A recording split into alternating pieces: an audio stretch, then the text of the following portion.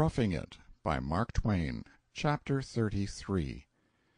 I do not know how long I was in a state of forgetfulness, but it seemed an age. A vague consciousness grew upon me by degrees, and then came a gathering anguish of pain in my limbs and through all my body. I shuddered. The thought flitted through my brain, "This is death. This is the hereafter." Then came a white upheaval at my side, and a voice said with bitterness, "Will some gentleman be so good as to kick me behind?" It was Ballou. At least it was a tousled snow image in a sitting posture with Ballou's voice. I rose up, and there in the gray dawn, not 15 steps from us, were the frame buildings of a stage station, and under a shed stood our still saddled and bridled horses. An arched snowdrift broke up, now, and Ollendorf emerged from it, and the three of us sat and stared at the houses without speaking a word. We really had nothing to say. We were like the profane man who could not do the subject justice.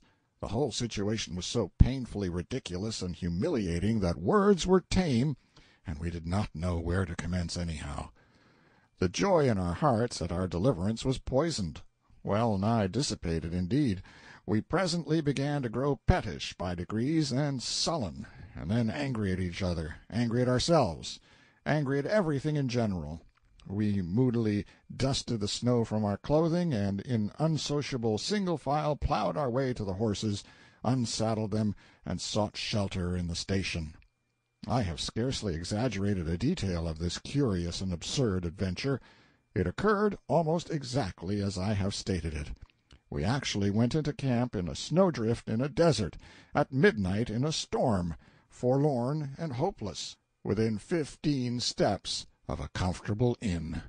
For 2 hours we sat apart in the station and ruminated in disgust. The mystery was gone, now, and it was plain enough why the horses had deserted us. Without a doubt they were under that shed a quarter of a minute after they had left us, and they must have overheard and enjoyed all our confessions and lamentations. After breakfast we felt better, and the zest of life soon came back. The world looked bright again, and existence was as dear to us as ever. Presently an uneasiness came over me, grew upon me, assailed me without ceasing. Alas, my regeneration was not complete. I wanted to smoke. I resisted with all my strength, but the flesh was weak. I wandered away alone and wrestled with myself an hour. I recalled my promises of reform, and preached to myself persuasively, upbraidingly, exhaustively. But it was all vain. I shortly found myself sneaking among the snowdrifts, hunting for my pipe. I discovered it after a considerable search, and crept away to hide myself and enjoy it. I remained behind the barn a good while, asking myself how I would feel if my braver, stronger, truer comrades should catch me in my degradation. At last I lit the pipe, and no human being can feel meaner and baser than I did then. I was ashamed of being in my own pitiful company. Still dreading discovery, I felt that perhaps the further side of the barn would be somewhat safer, and so I turned the corner.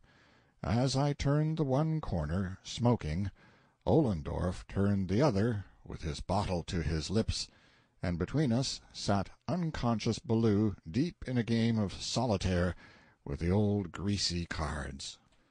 Absurdity could go no farther.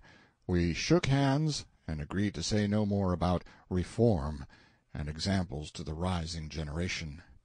The station we were at was at the verge of the 26-mile desert. If we had approached it half an hour earlier the night before, we must have heard men shouting there and firing pistols, for they were expecting some sheep-drovers and their flocks, and knew that they would infallibly get lost and wander out of reach of help unless guided by sounds. While we remained at the station, 3 of the drovers arrived, nearly exhausted with their wanderings, but 2 others of their party were never heard of afterward. We reached Carson in due time and took a rest. This rest, together with preparations for the journey to Esmeralda, kept us there a week, and the delay gave us the opportunity to be present at the trial of the great landslide case of Hyde versus Morgan, an episode which is famous in Nevada to this day. After a word or two of necessary explanation, I will set down the history of this singular affair just as it transpired. End of chapter 33.